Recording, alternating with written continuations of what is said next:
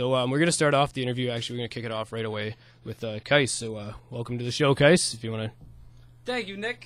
There you go. Appreciate having me here. I appreciate it. Hello, Facebook. Hello, world. Kicey Jon is on the station, saying hello, waving my hands around. I have footage of what's going on here, so you guys make sure you guys check it out as well. Perfect. Again, really happy to be here, Nick. What's going on? Not much. Well, thanks a lot for coming in. I know it's a super nice day, and I know everything is really nice outside. So it's really nice to have you guys in here in the studio, all of you. And normally I have headphones on, and I could hear myself talk, but I don't know where they are. So we're just we're assuming that this all works really well. All right. So, Kice, I may call you by Kastro, I may refer to that name, but it happens because that is your old name. So why don't we start off the interview with that? Let's talk about this new name that you have, and you were explaining a bit of it before the broadcast. Let's talk a little bit about it now and what Kicey Jon means. All right. Well, first of all, I'm an Indian. I was Indian born. My origin is Afghanistan. Okay, so my family, my bloodline, everything is Afghan. So the idea with Kicey Jon kind of came from the fact that when people call me Kice, Kicey seems to just roll. The John part of it was just an extension of the name that I think sounded really good. Kind of like a Little John or like a Little Wayne or something like something of that nature. And so when I threw the John in there, it was to kind of fill the void, as well as for the Afghan people out there who know, when we say the word John, we say it out of respect, and we say it very frequently. So we'll say the word John as in Nicholas John, and so essentially what I'm saying is Nicholas Deer. So by throwing the John in the mix, I'm not just satisfying, I guess, the Western side of things, but on the home front, because it's something my parents would call me at home. That's really cool. That's really unique that you. I'm a cool guy. There you go. There you go. All right, so let's talk a little bit about your music, and first, let's maybe if you want to explain to those out there who don't know the kind of music that you do and how you got started. Okay, well, I think I've been writing and recording for about 7 or 8 years. I listen to some music from 4 years ago sometimes, and I say this is 07. It says I've been doing it for 5 years, and my math isn't working out. So let's say I'm lost in translation. I've been recording for about 7 or 8 years and writing, performing for about 2. I started as a hip hop artist. The name Castro came from was because I was more into that genre of music. So as I've started to kind of progress, I've changed over to a pop R&B style. For the past couple of years, I've been singing my music more. So that has also led to some changes in my appearance, in the fact that my name has gone to where it has. So at this point, I'm moving towards a mainstream commercial pop, as you can hear in my single Silhouette, which a lot of my fans have heard, and I know that they really like it. So it's kind of all over the place. Well, that's really exciting stuff. So now, when you write your own music, I know I tend to ask this question to pretty much every artist that comes on the show or that I feature. Do you write to hear a beat and then sort of write for the beat, or how do you write your songs per se? It's a good question. I write my music. I know there's some artists that write their music first, and then they kind of take the beat and they mash it together. I'm exactly the opposite. I think that the music first gives me the emotion, and with the emotion, I just kind of let go and start writing. So for me, it's instrumental first, and then maybe a concept, and then go with it. Now, has there ever been a time where you've maybe heard a beat and then you just have to stop what you're doing and maybe write down some words that you've had going on in your mind? Have you ever had those situations happen to you? Yeah, a lot of times when that kind of situation happens, I don't mean to say that it would happen at work typically. I'm thinking of actually releasing an album called Next Business Day, because I find a lot of my songs were written at work. Just don't tell my ex-bosses. So when, like Crush on You, for example, that was a song where I had an instrumental, and that instrumental just seemed to grow on me, and then I was sitting at work, and just like you said, a couple of ideas came to mind, and when that happened, I just started to write, and bang, 20 minutes later, there was my song. So, speaking of Crush on You, let's talk a little bit about that song. So it debuted in early 2010, and it received over 50,000 views without any promotion. So maybe talk a little bit about this song, and I've heard it. It's a really popular song. The music video is really good. Cool. Do you want to talk a bit about this song? Yeah, let's talk. That seems to be like the song that kind of put me on the map with a lot of my fans internationally. It's like a cross genre between pop and R&B. We're using the auto-tune there so that it kind of meshes in with what's going on. I mean, this is during the T-Pain era when things were just auto-tune and electro and that kind of stuff. That was shot by MJD, who's a great cinematographer, and then my close friend Jay, who was my director, Jay Chowdhury from Escapes. Big shout out to Jay. Big shout out to everybody listening. Sorry if I haven't said that yet. But it was something that we turned into. I mean, I didn't expect it to gain as much success as it did. Currently, we're sitting at about 72,000 views, and this is no radio, no TV, really no support except virally. So big thank you to all my fans and everybody who's watched Crush on You over 30 times, 50 times, and just shares it all the time. It's because of you that I have this success, so thank you so much. Now, I have to ask, where was this filmed and shot in Toronto, the video that goes with it? Yep. Where in Toronto, just out of curiosity? We actually shot it. A couple people messaged me, say, "Hey, man, I know that place, Brampton." There was a park. You know, I don't even know the park's name. We got kicked out. Funny story, but I won't even get into that kind of stuff. We got kicked out of the park. It was like minus God knows what. That was in Brampton. We also took shots in downtown Toronto, closer towards the end of the day, and as well as in the director's home. Which is really exciting. It's actually a really good video too, so it works really well with the song.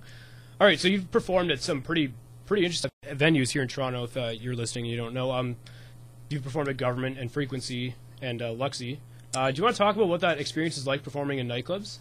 Do you want me to be honest, or do you yeah, want me be to, honest. Just kind of Totally. sugarcoat everything? You can be honest. You know, it's funny because people look at an artist's lifestyle and they think it's all like, hey, it's so nice, it's glamour, right? But no.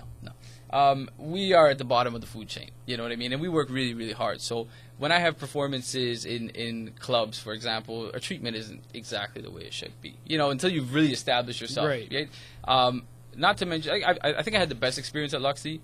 They were great. The club is beautiful. I mean, it's well taken care of, and their system is really, really intense. Plus, the crowd is really cool, right? And they got free parking, so that doesn't really hurt, right? Yeah, there you go. That's kind of cool. I think other venues particularly kind of pull me a little bit more, but not bad otherwise. And you also performed at the Direct Energy Center in front of 30,000 spectators. What was that experience like for you? I think most people would be expecting me to say nervous, like kind of nerve-wracking, but it was pretty cool. I think that's what I was made to do. You know, I want to be in front of big crowds of people because the energy is it's crazy. You know what I mean? You step on stage and then you got 30,000 people. It's literally all you can see is just heads. You can't even look at someone's face. That's just how many people there are.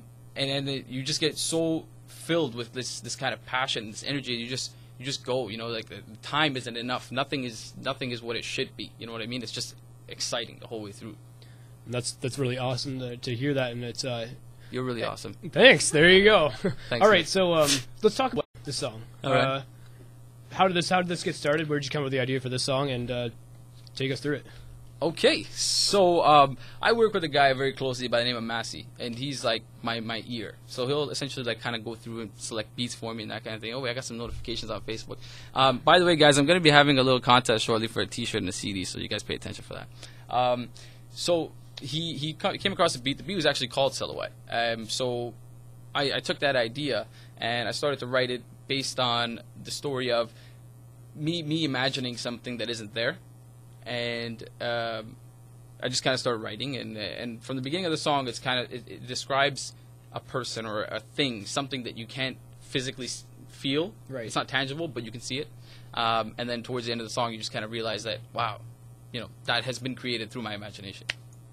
It's a really interesting way of looking at it. You're really interesting, Nick. There you go. Thanks, buddy. All right. So let's talk a little bit about what your plans are for the future. You talked before you got on air here that you have an upcoming show in August. Is that the only show you've got coming up, or you got a lot of other stuff on the go? I got one coming up in a few days, Taste of Asia, which is going to be nice. It's in front of my own crowd, and I got to be honest, it's the toughest thing. I'm letting you guys know right as of now, okay? This thing to perform in front of your own people, hands down. And why do you say that? Okay, well, I don't know if you're too familiar, but I am the first kind of Afghan guy coming out here and doing this. It's one of the reasons why I decided to feature you. I've been going through it, and I didn't really... Like, Afghan, that's pretty cool. I didn't really know that there are that many, so pretty proud here to have you on. We are cool people. Thank you, Nick. There you go. So, essentially, what happened was is because my people, they're not used to it. It's very, very different. So, like, they don't know how to accept it. And I know the younger people are listening. You know, the younger people listen to the music. They go to the clubs. They do this kind of stuff. They listen to the music. It's just when I'm performing, they don't know how to react because everybody around them is just kind of... is also not sure of how to react. So you kind of wait for somebody to step through and break the mold, but they're getting better. They're really starting to show a lot of love. I mean, I get it all over the time on the internet. That's great. You know, and now I need to start seeing it in performances. You guys need to stand up, clap, dance, whatever. Just do something. Appreciate it. Thank you, guys. And before we went on air, we were talking about you have an upcoming show. I don't know if it's the same in August as well. Yes. And do you want to talk a bit about that show as well? Yeah, that's going to be huge. I have my brother by the name of Wahid Surur. Just to give you an idea, my family has a huge background in music. My mom and dad were singers. They actually just celebrated their 49th wedding anniversary. Oh, congratulations! Nice. Yeah, and they actually sang on stage, which was cool. That's love you, really mom. Love your dad. So we had that going on, and my brother Wahid is international success. My brother Wahid Surur, everybody check him out. He's really good. Wahid is actually just came back from Afghanistan. He was, believe it or not, the first host of Who Wants to Be a Millionaire in Afghanistan. Believe it or not. That is so cool. Yeah, and you find that on YouTube. Yeah, absolutely. I want my fans, anybody who knows his catchphrase, Durustas, post it on my wall. Let me know you're listening to me. And then kind of just pass it down through my family. So my brother, just kind of going back, my brother is performing with me. He has a bigger set on the event, but we are headlining it together as the Afghan part of the culture. So he's gonna be out there. We're expecting anywhere from 50 to 100,000 people over the course of the couple of days. So it's gonna be big. Now, for a lot of people that aren't familiar, is there a big Afghan community in Toronto or in this area? You know what? I'd say I wouldn't be able to tell you the exactly numbers. Numbers, maybe you could tell me how many people we have here. About 100K. So yeah. That's a significant amount. That's a significant amount. Yeah, absolutely. I guess I would say so. Now, if that 100,000 would start to come to my shows, that'd be well, hopefully after this radio broadcast, it'll get some more out there. Yeah, exactly. All right, so one of the questions I always like to ask artists is, where do you see yourself going in the next couple of years with your music, and where do you hope to be? I've always wanted to kind of write music for other people, like become a ghostwriter and kind of, play behind the scenes. Obviously get bigger and better in my performing and get with big names. Do a track with Justin Bieber. Who wouldn't want to do a song with Justin Bieber? You kidding me? Never say never. Like everybody wants to be a part of that, right? So, get on some major songs with some people. That would be really, really cool. And then, come across young talent and just trying to boost everybody and give them things that I didn't have, because this industry, it's not for the lighthearted. Now, one other question I like to ask, and you can avoid this in some way. It's not a challenging question, but what has been some of the biggest challenges or struggles that you've faced as an artist in your career so far? Getting on the radio. Well, there you go. that's probably one major one. I think it's a lot of it has to do with having the time to balance your life and then balance your passion, right? Yep. Because this doesn't always pay the bills. So totally. You got to do something. But I mean, if you love what you do, Nick, you love what you do? Exactly, 100%, right? Wouldn't be here if I didn't love it. Now, if somebody would pay you $40K a year to say, hey, just do this, I'd be so happy. You'd be happy, satisfied. right? I'm doing it for free, so doing it for money would be fantastic, right? Right, absolutely. And likewise for yourself, right? It would be, somebody gives you that opportunity, you take it. But getting to that opportunity, it's a lot of work. It's a lot of work. Right? So we're both in the same boat, and that's why I asked that question to a lot of artists, is because I find that the answers are very similar, especially because we're all sort of working our way and trying to get our name out there, right? Yeah. It's a lot of work. So whether you're on Twitter or Facebook or just talking to people, it's a lot of work. So absolutely, I'm glad to feature people on here and give them a boost. Absolutely, in their career. I appreciate that. We all appreciate that, Nick. We really do. So before we end off the interview, is there anything else you want to add that I haven't touched on that maybe you want to tell your fans out there, or something about you that maybe your fans don't really know about you that you want to kind of get out there?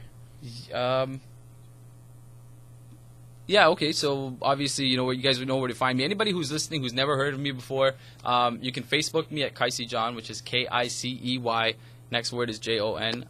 You can check me out on YouTube. It's youtube.com/KICE. S like Sam, OROOR. I'm going to be running a quick contest because I know there's a lot of people out in the States and a lot of people out in different parts of the world that want a shirt. So if you want a t-shirt, here's how you can get it. In Crush on You, I refer to 2 fast food chains in my lyrics. First person to post on my wall the lyrics as well as the mention one of the fast food restaurants will receive a t-shirt. Second, what's my next single called? Whoever can figure that one out will get a signed CD sent to them. So you guys, you don't have to pay shipping either. I'll take care of that. I'll just charge it to Nick. There you go. All right. So speaking of your music, we're actually going to play the song Crush on You. So this should be pretty easy for the people that are trying to win this t-shirt. That should be all right. We got to pay attention, see if they're paying attention. All right, so we're going to play Crush on You momentarily. So we're going to start to play it. Go right ahead. Let's go. Let's hear it. So here it is, Crush on You.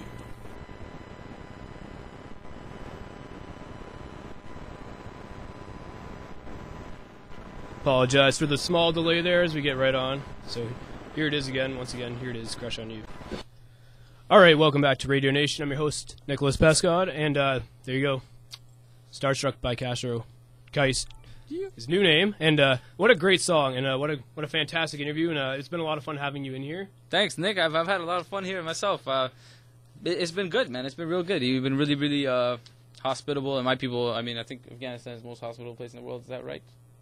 There you So, I mean, Nick, are you from Afghanistan?